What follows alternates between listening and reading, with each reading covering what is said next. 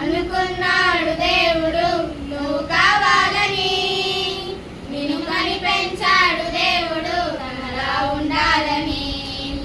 అనుకున్నాడు దేవుడు నువ్వు రావాలని, నిన్ను పుట్టించాడు దేవుడు తనతో ఉంటావని.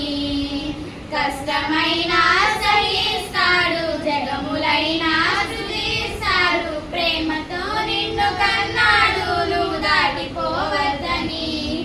బాధైనా భరిస్తాడు, యుగములైనా నిరీక్షిస్తాడు, యేసునే వదులుకున్నాడు నిన్ను వదులుకోలే.